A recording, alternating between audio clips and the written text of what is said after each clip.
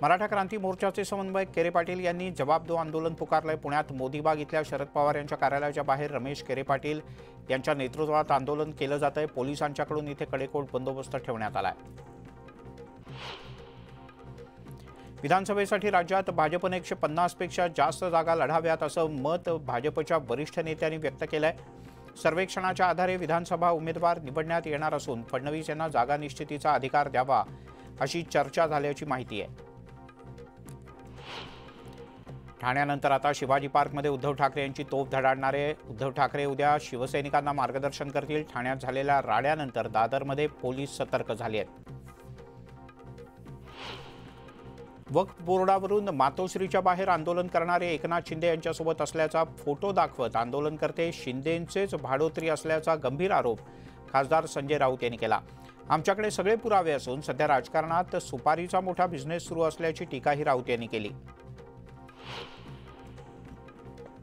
राष्ट्रवादीची जनसन्मान यात्रा मालेगावात पोहोचली असून यात्रेच्या सुरुवातीला शिवसेनेचे पालकमंत्री दादा भुसे यांनी अजित पवार यांचं स्वागत केलं। यावेळेला जनतेशी संवाद साधताना राज्यात पुन्हा महायुतीची सत्ता येऊ दे यासाठी जनतेनं मदत करावी असं आवाहन अजित पवार यांनी केलंय। उपमुख्यमंत्री अजित पवार मालेगाव, धुळे आणि जळगावच्या दौऱ्यावर आहेत। अजितदादा मालेगाव, धुळे आणि संबंधित जिल्ह्यांच्या दौऱ्यानंतर काही धोकादायक हालचाली होण्याची शक्यता असल्यानं विशेष काळजी घेण्याच्या सूचना गुप्तवार्ता विभागानं दिल्या आहेत। त्यामुळे अजित पवार यांच्या सुरक्षेत सध्या वाढ करण्यात आली आहे। राष्ट्रवादी अजित पवार गटाची जनसन्मान यात्रा सध्या धुळ्यात दाखल झाली आहे, तर धुळ्यात लाडकी बहीण योजनेच्या प्रचारासाठी सभेचं आयोजन देखील करण्यात आलं आहे। अजित पवार यांच्या उपस्थितीत कार्यक्रम होणार आहेत। अजित पवार विविध धार्मिक स्थळांना भेटी देतील। येणाऱ्या विधानसभा निवडणुकीच्या पार्श्वभूमीवर महायुती एकत्रितपणे 288 जागा पूर्ण ताकदीनं लढणार असल्याचं खासदार सुनील तटकरे यांनी स्पष्ट केलं। जागा वाटपाच्या संदर्भात तीनही पक्षांचा एकत्रितपणे निर्णय होणार असून आम्ही पूर्ण ताकदीनिशी त्या सर्व जागा लढू असं तटकरे म्हणाले। काँग्रेसचे नेते मनीष आनंद यांनी सपत्नीक शरद पवार यांची भेट घेतली। मनीष आणि पूजा आनंद हे दोघेही खडकी काँग्रेसमधून शिवाजीनगर विधानसभा मतदारसंघातून निवडणूक लढवण्यासाठी इच्छुक आहेत। त्यामुळे शरद पवार यांनी पाठिंबा द्यावा यासाठी त्यांनी शरद पवार यांची भेट घेतल्याचं कळतं। सत्तेत बसलेल्या लोकांना आपण सत्तेतून जाणार हे माहीत आहे, त्यामुळे आता चंद्र मागितला तरी ते देतील, त्यांना खुर्ची लाडकी झाली अशी टीका जयंत पाटील यांनी केली। महाविकास आघाडी राज्यात 170 ते 175 जागांवर निवडून येईल असा दावा त्यांनी केला आहे। विरोधी पक्षनेते विजय वडेट्टीवार यांनी सरकारच्या लाडकी बहीण योजनेवरून टीका केली आहे। 2 वर्षांपूर्वी यांना ही योजना का आठवली नाही, मतांची झाली कडकी आणि यांना आठवली बहीण लाडकी असा मिश्किल टोला वडेट्टीवार यांनी लगावला। मुख्यमंत्री आणि उपमुख्यमंत्र्यांच्या समन्वयानं राज्यात प्रत्येक पक्षाच्या प्रमुख हे यात्रांच्या माध्यमातून जनतेला सामोरे जात आहेत। 20 तारखेपासून महायुतीची समन्वय यात्रा कोल्हापूरपासून सुरू होणार आहे, तर तिकीट वाटपासंदर्भात महायुतीच्या नेत्यांची चर्चा झाली आहे असं उदय सामंत यांनी म्हटलं।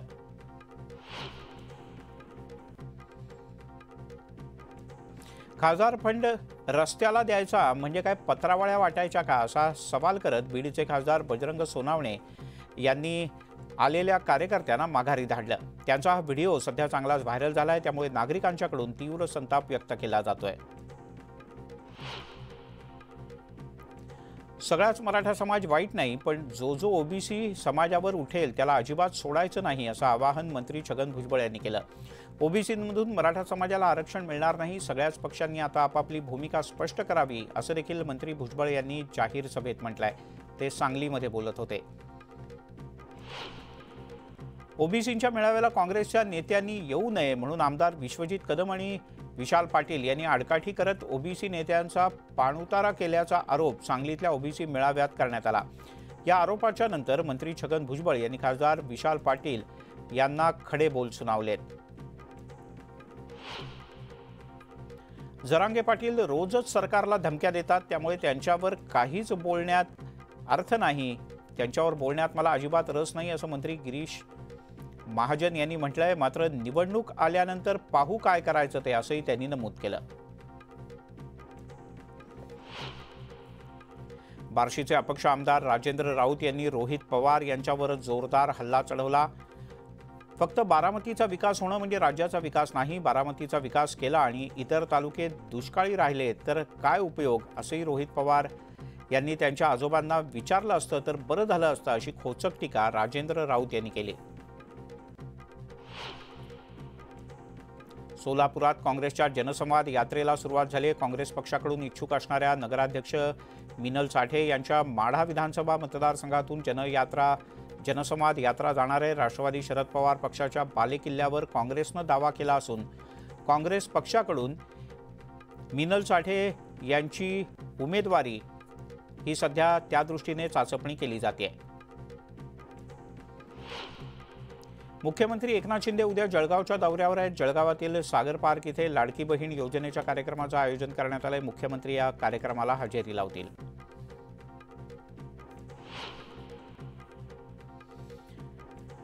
परिस्थिती आणखीन चिघळलेली आहे। अल्पसंख्याक हिंदूंवर होणारे हल्ले वाढलेत। हल्ले वाढल्यानं भारतात आश्रय घेण्यासाठी सीमेवर गर्दी झाल्याचं पाहायला मिळत आहे। असेच काही व्हिडिओ सध्या व्हायरल झाले आहेत। बडतर्फ IAS प्रशिक्षणार्थी पूजा खेडकरच्या अटकपूर्व जामिनावर आज सुनावणी होती। अटकपूर्व जामीन मिळाव्यासाठी पूजा खेडकरनं दिल्लीच्या उच्च न्यायालयात अर्ज दाखल केलाय। आज या अर्जावर सुनावणी होणार आहे।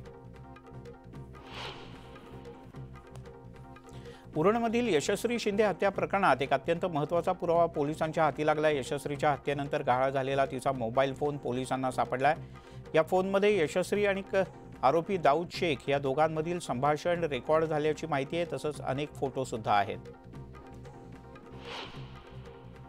कोल्हापूरच्या केशवराव भोसले नाट्यगृहाची मंत्री उदय सामंत यांनी पाहणी केली। उदय सामंत यांच्यासोबत शहर अभियंता सुद्धा उपस्थित होते। दरम्यान चौकशी संपल्यानंतर आग नेमकी कशामुळे लागली हे लवकरच स्पष्ट होईल, असंही उदय सामंत यांनी म्हटलं। विद्यार्थ्यांचा मानसिक ताण कमी करण्यासाठी राज्यातील शासकीय वैद्यकीय महाविद्यालयात छात्र मानस कक्ष उभारण्यात येणार आहे। राज्य शासनाने यासाठी मंजुरी दिली असून मानसोपचार समुपदेशकांची नियुक्ती केली जाणार आहे। सांगली शहराच्या लगत असणाऱ्या कर्नाळ नांद्रे परिसरातील ओढ्याच्या लगत काल रात्री उशिरा बिबट्याचं दर्शन झालं। बिबट्या शेतात लपून बसला होता। परिसरातले नागरिक यामुळे भयभीत झालेत। वनविभागाच्या पथकाकडून बिबट्याचा शोध सुरू आहे। नागपुरातील गोरेवाडा प्राणी संग्रहालयातील एक बिबट्या सुरक्षा भिंत ओलांडून बोधाळा गावात शिरला होता। गावात शिरून त्याने एका कुत्र्याची शिकार केली, त्यामुळे नागरिकांमध्ये सध्या भीतीचं वातावरण आहे। शिराळा तालुक्यातील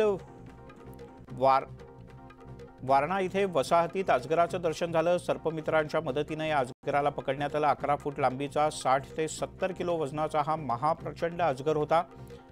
वारणावती वसाहतीत हा आढळला, त्यामुळे सध्या इथे भीतीचं वातावरण आहे। ओडिशातल्या पुरी इथे समुद्र किनाऱ्यावर पंतप्रधान मोदी यांचं एक वाळूशिल्प साकारण्यात आलंय। वाळूशिल्पकार सुदर्शन पटनायक यांच्याकडून हर घर तिरंगा या मोहिमेवर आधारित ही कलाकृती साकारण्यात आली आहे। छत्रपती संभाजीनगर जिल्ह्यातील जायकवाडी धरणाच्या डाव्या कालव्याची दुरुस्ती करण्यात येते। यासाठी 735 कोटी रुपयांचा प्रस्ताव देखील शासनाला पाठवण्यात आला आहे। त्यामुळे शेतकऱ्यांना अधिकचं पाणी मिळेल अशी शक्यता आहे। राजस्थानमध्येही मुसळधार पावसानं हजेरी लावली आहे। संततधार पावसानं जयपूरमध्ये सखल भागात पाणी साचलंय। अजमेर रोड हा पूर्णतः जलमय झाला आहे। नागरिकांना पाण्यातून रस्ता काढत पुढे जावं लागतंय। हिमाचल प्रदेशच्या काही भागात सुद्धा पूरसदृश्य परिस्थिती निर्माण झाली आहे। मुसळधार पावसामुळे हिमाचलमधल्या अनेक भागात पूर आलाय। दरम्यान पुरात अडकलेल्या नागरिकांची JCB मशीनच्या माध्यमातून सुटका केली जाते। गुरुग्रामला सुद्धा मुसळधार पावसानं झोडपलं। या पावसामुळे शहरातले अनेक रस्ते जलमय झालेत। साचलेल्या पाण्यातून वाट काढताना वाहन चालक आणि नागरिकांना मोठी कसरत करावी लागते। प्रशासन नालेसफाई झाली असं म्हणतंय, पण ती झालेली नाही हेच या पाणी तुंबण्यावरून लक्षात आल्याचा नागरिकांचा आरोप आहे। बिहारच्या दरभंगा जिल्ह्यातील पुराचा फटका हजारोंना बसतोय। गंगा नदीनं धोक्याची पातळी ओलांडली, अनेक भाग पाण्याखाली गेले, स्मशानभूमी सुद्धा पाण्याखाली गेल्यानं नागरिकांचे मोठे हाल होत आहेत।